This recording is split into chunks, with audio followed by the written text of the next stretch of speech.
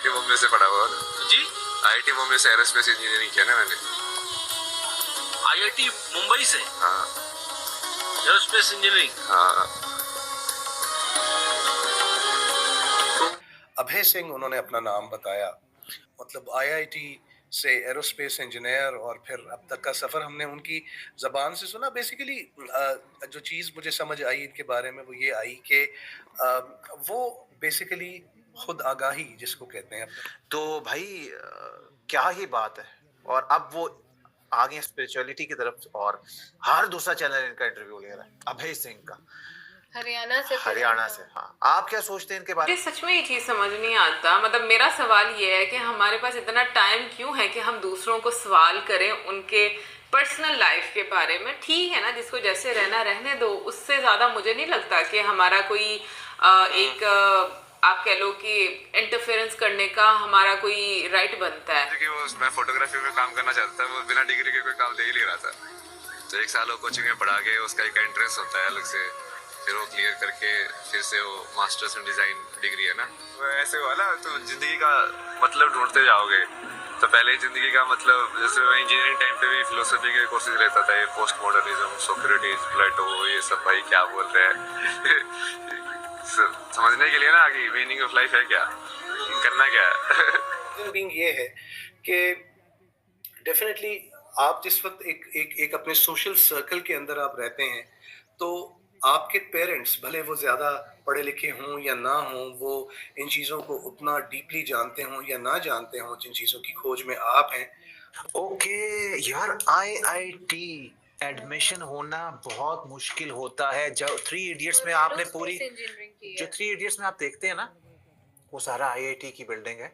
Aerospace engineering की है इन्होंने, पास आउट हुए हैं, फिर इन्होंने फिलॉसफी बताया। हेलो दोस्तों, आप सभी का स्वागत है आपके अपने यूट्यूब चैनल केसी स्पेशल न्यूज में। दोस्तों, आईआईटी बाबा अभय सिंह की कहानी हैरान करने वाली है। दोस्तों, आईआईटी बाबा अभय हरियाणा के झज्जर जिले में रहने वाले हैं, जो कि दोस्तों पाकिस्तान में भी सबसे ज़्यादा फेमस हो रहे हैं। दोस्तों, आप लोगों को बता दूं कि अभय ने आईआईटी बॉम्बे से एयर स्पेस इंजीनियरिंग की पढ़ाई की है। और दोस्तों, अभय सिंह के पिता ने बताया कि अभय पढ़ाई लिखाई में बहुत ही होशियार था, इसलिए दोस्तों उनके परिवार वाले उसे आईआईटी की कोचिंग के लिए कोटा भेजना चाहते थे। लेकिन दोस्तों अभय ने दिल्ली में कोचिंग करने की बात कही, और दोस्तों अभय ने आईआईटी एग्जाम को क्रैक कर लिया। इसके बाद उन्हें आईआईटी बॉम्बे में एडमिशन भी मिल गया। अभय ने वहां एयर स्पेस इंजीनियरिंग में बीटेक की डिग्री ली। डिग्री लेने के बाद दोस्तों अभय कनाडा गया।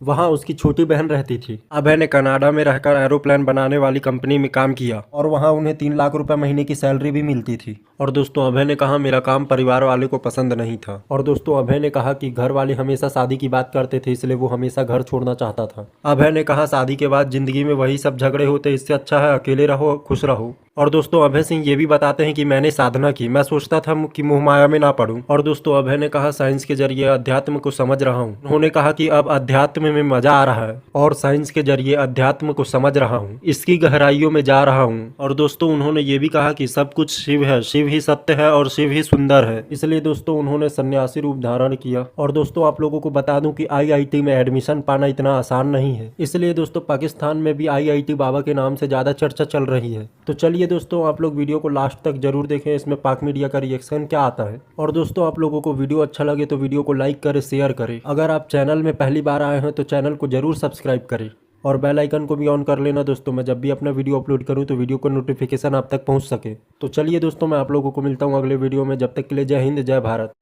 अभय सिंह उन्होंने अपना नाम बताया, और उन्होंने ये भी बताया कि मेरी अभी तक मीडिया से बात नहीं हुई, क्योंकि कुछ क्लिप्स जो मैंने देखे, कुछ शॉर्ट्स जो मैंने देखे वो इस वीडियो से थे, और कुछ 1-2 और न्यूज़ चैनल्स जो थे उन्होंने भी फिर जो गालिबन मेरा ख्याल है सबसे पहला इंटरव्यू उन्होंने यही दिया था, और फिर बाकी न्यूज़ चैनल्स भी उनको ढूंढते ढूंढते उन तक पहुंचे, और उन्होंने अपनी इनके शॉर्ट्स मेरा ख्याल है वायरल हो गए होंगे। एग्जैक्टली अपनी ज़िंदगी के बारे में उन्होंने रिवील किया। एक मतलब आईआईटी से एरोस्पेस इंजीनियर, और फिर अब तक का सफ़र हमने उनकी ज़बान से सुना। बेसिकली जो चीज़ मुझे समझ आई इनके बारे में वो ये आई कि वो बेसिकली खुद आगाही जिसको कहते हैं, अपने बारे में जानना, और एक क्या कहना चाहिए कि एक नेचर को समझना जो है, वो उस चीज़ से उनकी इस जर्नी का स्टार्ट हुआ। और फाइनली उन्होंने अपनी फैमिली इस वजह से छोड़ दी बिकॉज जो कुछ वो जानना चाहते थे और जिस खोज में और जिस स्टो में वो थे, डेफिनेटली वो हमारी सोसाइटी या हमारी फैमिलीज उन चीज़ों को उस तरह से एक्सेप्ट नहीं करते। और आप मतलब आपने अभय की बातों में ये चीज़ सुनी कि जो कुछ वो जानना चाहते हैं वो आपको मतलब सोसाइटी का एक सोशल पार्ट होते हुए शायद आप उन चीज़ों के बारे में नहीं जान पाते।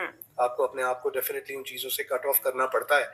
अच्छा, यहाँ पर मैं उनकी फैमिली को भी गलत नहीं कहूँगा। रीज़न बीइंग ये है कि डेफिनेटली आप जिस वक्त एक अपने सोशल सर्कल के अंदर आप रहते हैं, तो आपके पेरेंट्स भले वो ज़्यादा पढ़े लिखे हों या ना हों, वो इन चीज़ों को उतना डीपली जानते हों या ना जानते हों जिन चीज़ों की खोज में आप हैं, बहरहाल उनको एक बहुत बड़ा जवाब उस सोसाइटी के अंदर एक सेल्फलेसनेस की एक वो होनी चाहिए। अब वो उसके कि आप अपने ऊपर से तमाम जिम्मेदारियां, तमाम चीज़ों को जिस वक्त हटाते हैं और आप इन बर्डन से निकल के जब आप नेचर के अंदर ध्यान करते हैं, तो तब आपको ये नेचर और इसकी प्रोसेसेस किसी और तरीके से समझ आती हैं।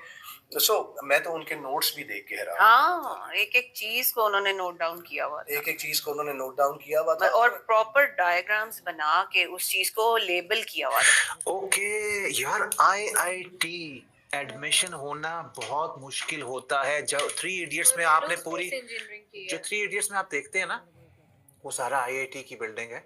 एरोस्पेस इंजीनियरिंग की है, इन्होंने पास आउट हुए हैं। फिर इन्होंने फिलॉसफी बता रहे थे। अच्छा, फिर एक फोटोग्राफी में इंटरेस्टेड थे, तो उसके लिए इन्होंने कुछ बताया कि मैंने किया।